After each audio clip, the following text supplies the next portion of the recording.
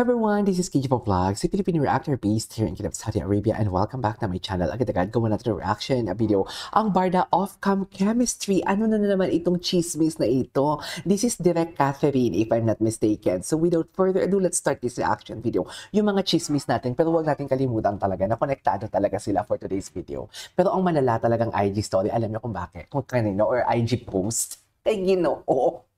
Kasi aside sa nag-post siya ng kanyang iced tea, red tea, naisip ko talaga na si Barbie talaga yun because of the color of the packaging and also the lady in red for today's video is si Barbie Fortesa talaga yun. Hindi nyo mawawala sa amin yun. Utang na loob, wag nyo kaming i-invalidate doon. Sinasabi ko sa inyo, sinasabi ko talaga kung ayaw nyo mabutas ang bunbunan ninyo at mapulbos ang kilay nyo for today's video.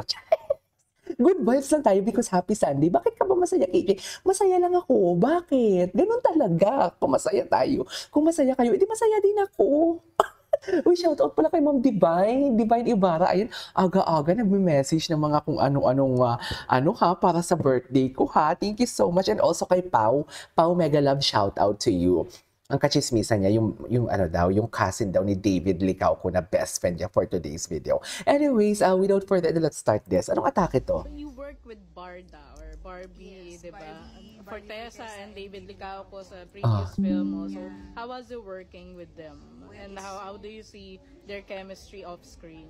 Oh my God. During the time that we worked together sa film namin na That Kind of Love, sobra akong na-in-love sa dalawa. Oh. Kasi on screen, so fan ka na din. Fan ka na din, atake. They really have that respect with each other. They respect their space. Pero nagugulat ako kapag ka nandun sa camera, automatic yung glue and yung chemistry na they keep on, pushing pa kung paano sila magkakaroon pa ng mas magnet sa isa't isa. Pero outside, after the take, they're very much into, respecting each other's boundaries and all. So natutuwa ako kasi sobrang silang professional. Lalong-lalo na si Barbie when it comes to time. Time, okay. Time sa set. Well, nahawa na si David. Si David naman, first, aminado naman sa lahat ng interview, sinasabi niya, di ba?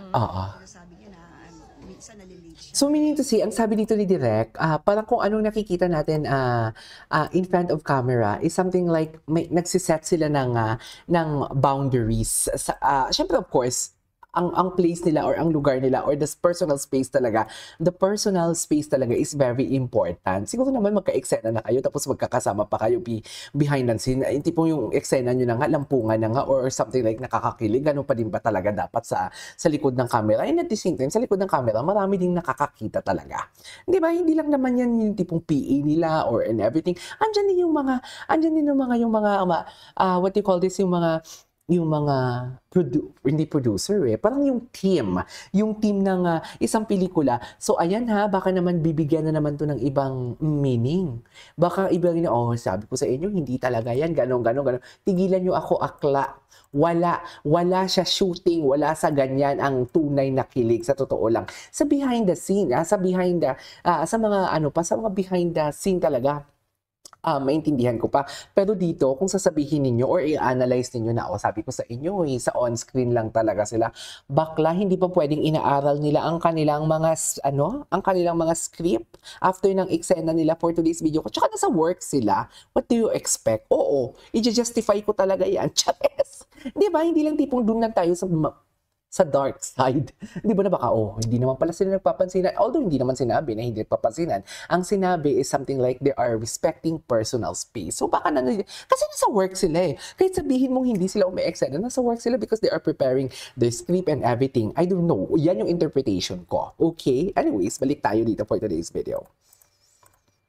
Pero ilan lang naman, few days lang naman. Pero eventually, a few days lang naging namin, workflow namin. Kasi hindi ako nagkaroon ng problema dun sa dalawa. That Kind of Love. Siya pala yung director ng That Kind of Love. Ano na naman to for today's video? Ay, si Madam Cordelia. Diba, yung mga ganyang atake nila for today's video, Dear, hindi yan kasama sa fan service kasi nakatalikod sila sa fans, Diba? Pero Madam Cordelia, bakit black and white naman kasi talaga ang iyong atake? Sa totoo lang, bakit naman black and white, Madam Cordelia? Gusto ko lang itanong, Madam Cordelia, bakit po black and white? Chares! Chares! Chares! Chares!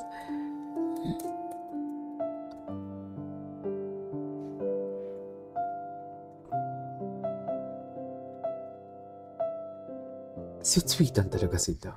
I love it. Iba talaga yung atake nila. Ay, ano to?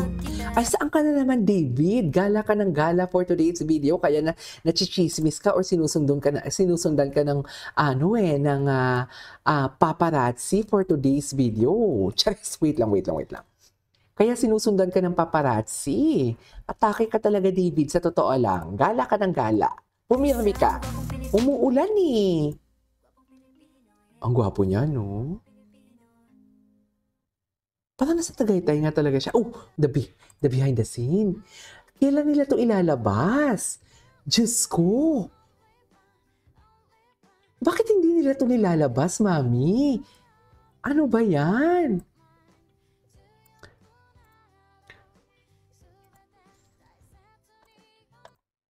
Okay.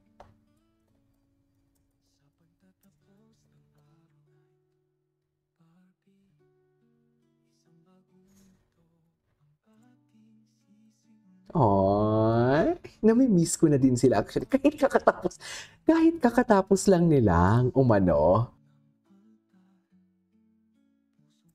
Kakatapos lang nilang, what do you call this? Kahit kakatapos lang nilang lumabas sa isang event. Last week lang yun, di ba?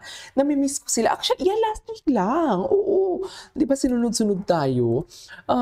Nami-miss ko na sila agad. I really don't know. Atake si Akla. Miss na naman sila for today's video. Anyways, panoodin natin to. Ano bang atake nila?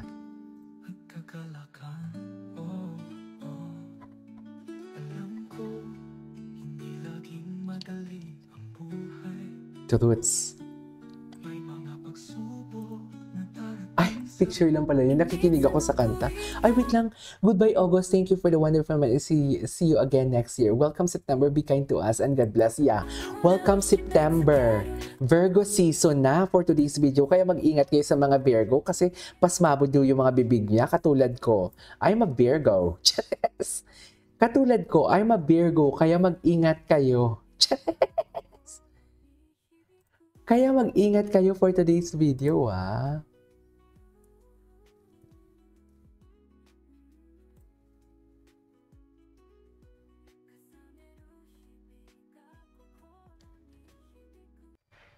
Okay. Ay, ano to? Be nice to everyone. Always. Always choose to be kind talaga. You know what? I cannot be friends. I cannot be friends sa mga kaibigan kung for example, isa sa mga pinipili ko talaga or bago ko kilala na nakikiramdam ako.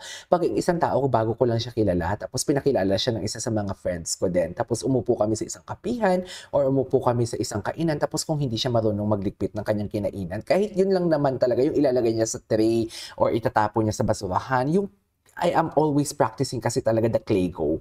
Clean as you go. So kung hindi ka gumaganyan, wala, minus point ka na sa akin. Tapos if you cannot something like kahit pinabuksan ka ng pintuan ng guard sa Starbucks and everything, kahit man lang mag-thank you ka sana, yun, kung magte-thank you ka pa, kung may makikitaan ako, ang dami ko nakikita, ang small things talaga palagi ang nakikita ko pagdating sa isang tao, na parang, ay okay, pwede ko siyang papapasukin sa circle of friends ko. Pero pag may mga pumalya ka doon, like for example, nagre-respect ka lang sa mga taong nasa, may posisyon, depende sa job title and everything, no, I cannot be friends with you. Mas gusto ko pang maging friends talaga sa mga taong, yung tipong alam mo yung, katulad sa mga T-boy namin dito, mas gusto ko yan makipag-friends sa kanila kaysa sa mga taong na kaopisina ko, mga ganun.